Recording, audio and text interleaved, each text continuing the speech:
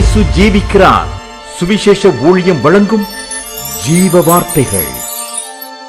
கிறிஸ்துவுக்குள் பிரியமானவர்களே, ஆண்டவராகிய இயேசு கிறிஸ்து நாமத்தில் உங்களை யாவரையும் அன்போடு வாழ்த்தி வரவேற்கிறோம்.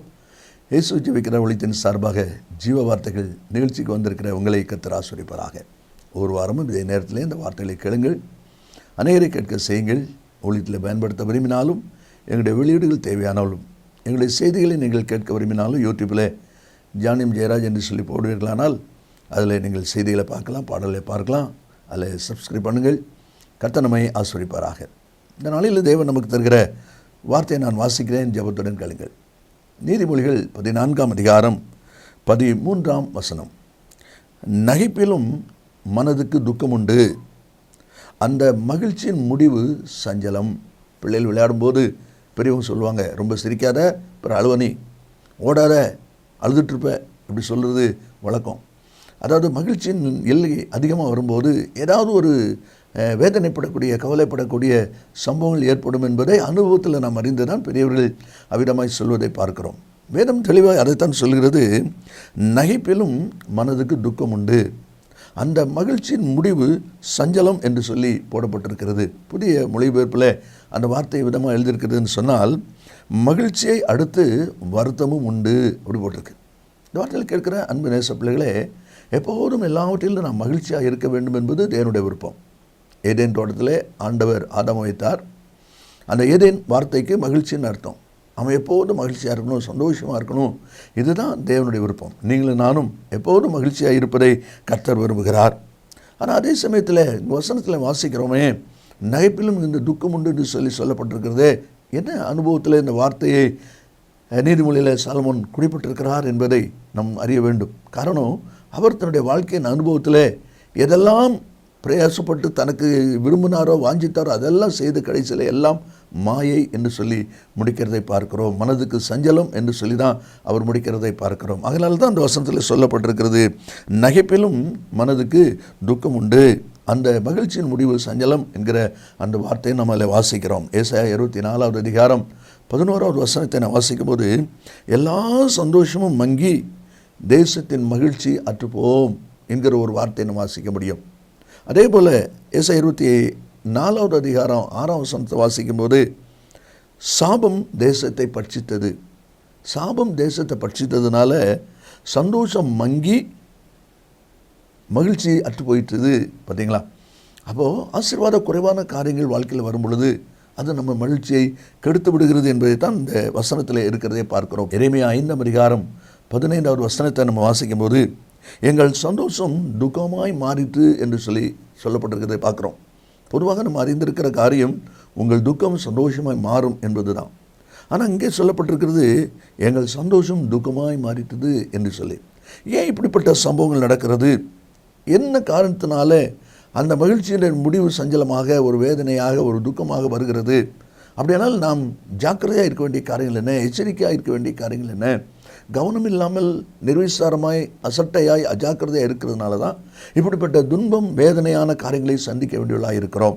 அப்படியானால் நாம் எச்சரிக்கையாக இருக்க வேண்டும் என்பது, விழிப்புணர்வு உள்ளவர்களாக இருக்க வேண்டும் என்பது தேவனுடைய விருப்பமாக இருக்கிறது. என்னென்ன காரியங்களிலே நாம் எச்சரிக்கையாய், ஜாக்கிரதையாக இருக்க வேண்டும் என்பதை வேதம் நமக்கு கற்றுக் கொடுக்கிறது. சில அனுபவங்களை நாம் வாசிக்க போகிறோம். முதலாவது நியாயாதிபதிகள் புஸ்தகம் 16ஆவது அதிகாரம் 25ஆவது வசனத்தை நாம் வாசிக்கும் போது, சிம்சோனுடைய வாழ்க்கையின் அனுபவத்திலிருந்து ஒரு காரியத்தை நம்ம இதில் பார்க்கிறோம். சிம்சோனுக்கு தன்னுடைய ரகசியத்தை வெளிப்படுத்தினபடினால் அவன் கண்களை பிடுங்கி அவனை மாவரைக்கும்படியான ஒரு தண்டனை நிலையில் கொண்டு வைத்து விட்டார்கள்.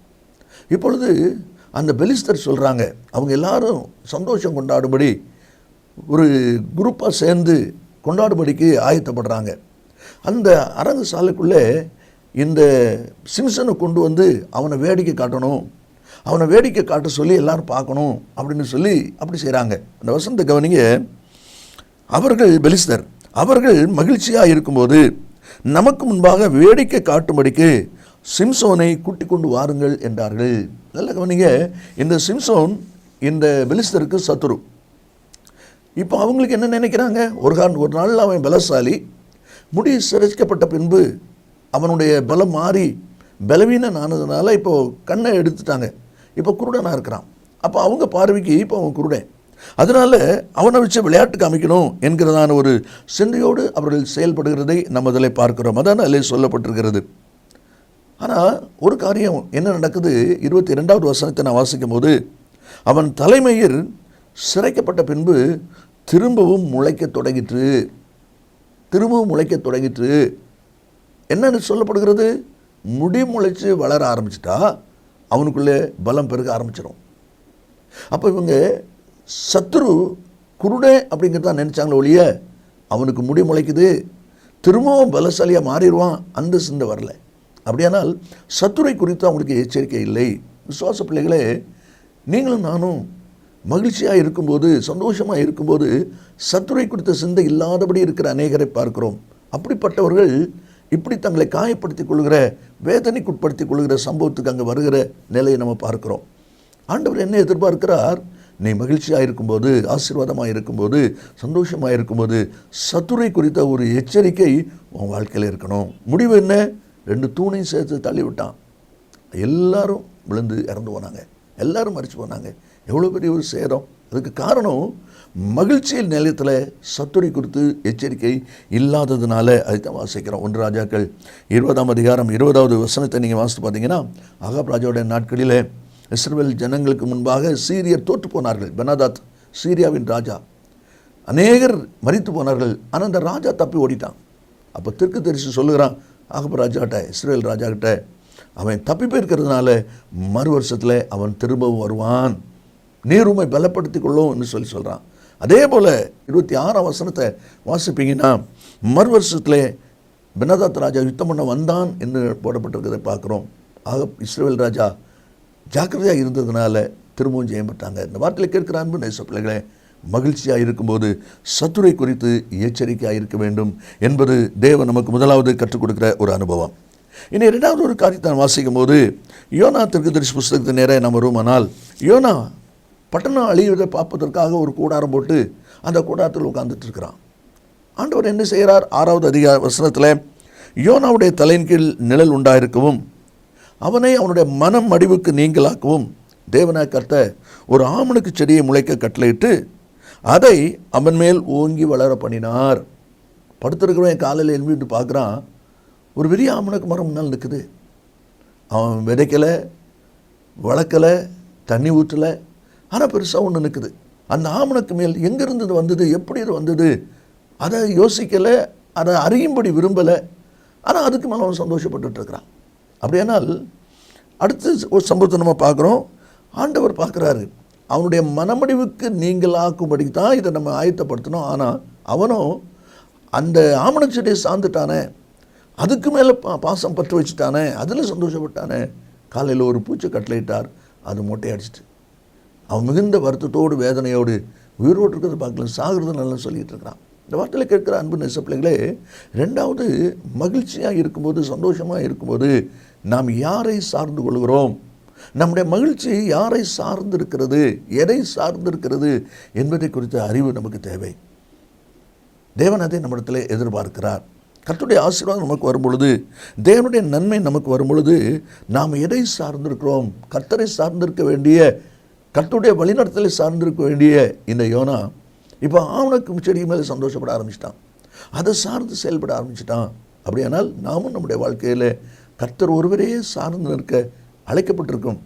அப்படி இருக்கும்போது நம்முடைய சார்ந்து நிற்கிற அனுபவங்கள் இன்னொருவரை பற்றி கொண்டு இருக்குமானால் அது நிச்சயமாக நமக்கு துக்கத்தை, வேதனை கொடுக்கறதா இருக்கும்.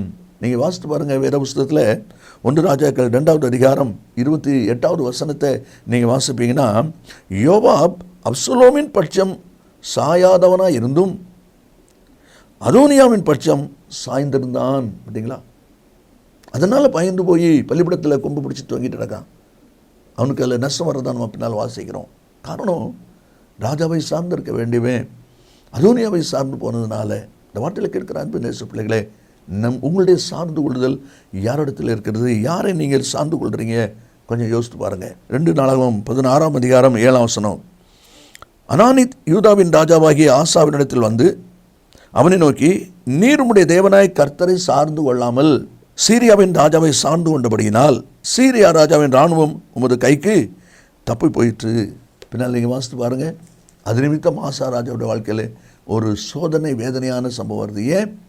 கர்த்தரை சார்ந்து கொள்ள வேண்டிய நீர் சீரியா ராஜாவை சார்ந்து கொண்டது நிமித்தம். பார்த்தீங்களா, நீங்கள் யாரை சார்ந்து கொள்கிறீர்கள்? 2வது அனுபவம்.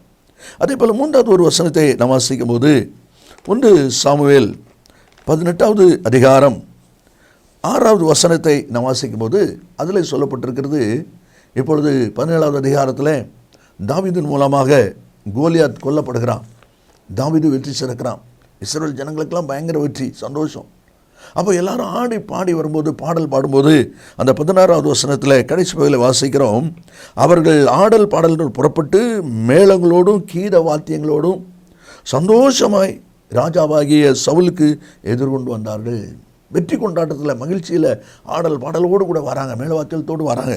வரும்போது அவங்க ஒரு வார்த்தை சொல்லி பாடுறாங்க. என்ன சொல்கிறாங்க? அந்த ஸ்திரீகள் ஆடி பாடுகையில் சவுல் கொண்டது 1000, தாவீது கொண்டது 10000 என்று முறையாக பாடினார்கள். பார்த்தீங்களா? அப்போது உண்மை அதுதான். இந்த சவுல் ராஜா பட்டாளத்தால் ஜெயிக்க முடியாத கோலியாத்தை தாவீது ஜெயிக்கிறான், உண்மை அதுதான். ஆனால் அதே சமயத்தில் சவுலுக்கு 1000, தாவீதுக்கு 10000 சொல்லி பாடல் பாடின உடனே அந்த காரியத்தை சவுல் ராஜாவால் தாங்கிக்கொள்ள முடியல. அதனுடைய விளைவு என்ன என்று சொல்லி நீங்கள் பார்க்கும்போது பின்னால் அநேக இடங்களில் நம்ம பார்க்குறோம், தாவீதை கொலை செய்வதற்கு சவுல் ராஜா பிரயாசப்படுவதை பார்க்கிறோம். அந்த மகிழ்ச்சியின் அனுபவங்கள் ஒரு துக்கத்துக்கு நேராக, ஒரு வேதனைக்கு நேராக போய்விட்டதை நாம் அதில் பார்க்கிறோம். காரணம் வேதத்தில் சொல்லப்பட்டிருக்கிறது. நீதிமொழிகள் 27வது அதிகாரம் 21வது வசனத்தில், மனுஷனுக்கு உண்டாகும் புகழ்ச்சியே அவனுக்கு சோதனை. பார்த்தீங்களா? அப்போ வார்த்தையில் புகழ்ந்து பேசும்போது ஜாக்கிரதையாக இருக்கணும். ஒருத்தர் அதிகமாக புகழ்கிறாங்க, அதிகமாக உங்களை தூக்குறாங்க, உயர்த்துறாங்க அப்படின்னு சொன்னால் ஜாக்கிரதையாக இருக்கணும், எச்சரிக்கையாக இருக்கணும். ஏன்னா அடுத்து என்ன நடக்குமோ தெரியாது. அதுதாங்க நம்ம நடக்குது. உண்மை என்பது உண்மையானாலும் தாவீதுக்கு 10000 சொல்லி சொன்ன உடனே அது சவுலுக்கு மிகுந்த விசனமாயிட்டது. ஆக தாவீதை கொலை செய்வதே சவுலுடைய நோக்கங்கிற அளவுக்கு மாறிவிட்டதை நாம் அதில் பார்க்கிறோம். அப்படியானால் தேவனுடைய பிள்ளைகளாக நாமும் ஒரு பக்கம் சந்தோஷம் மகிழ்ச்சின்னு வந்தாலும் இன்னொரு பக்கம் நாம் எச்சரிக்கையாக இருக்கணும். அதை தான் நம்மளை வாசிக்கிறோம். அதே போல் கடைசியாக ஆதியாகமம் 37:3-4 வசனத்தில் நீங்கள் வாசித்து பார்த்தீங்கன்னா, யாக்கோபு தன் மகன் யோசேப்பை அதிகமாக நேசிக்கிறான்.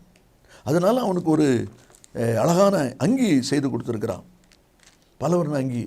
ஆனால் இந்த காரியத்தெல்லாம் பார்க்கும்போது அவனுடைய சகோதரர்கள் அவனை பகைத்தார்கள் என்று பார்க்கிறோம். அப்படியானால் நேசம் எங்கே அதிகமாகுதோ அங்கே சோதனை வரும். நீங்கள் யார் மேலே பாசமாக நிற்கீங்களோ ஒன்று அவங்களே எதிராக வருவாங்க, இல்லை அது நிமித்தம் மற்றவங்க எதிராக வருவாங்க. யோசேப்பை நேசிக்கிறதுனால அவனுடைய சகோதரர் எல்லாரும் அவனை பகைத்தார்கள், அவனை பொறாமை கொண்டார்கள். கடைசியில் அவன் பார்க்கும்போது அவனை கொலை செய்யணுங்கிற திட்டத்துக்கு அவங்க வந்துட்டாங்க. பார்க்குறோம் இப்படிப்பட்ட நிலைமையில் வருது. ஜாக்கிரதையாக இருக்க அருமையான கர்த்தருடைய பிள்ளைகளே.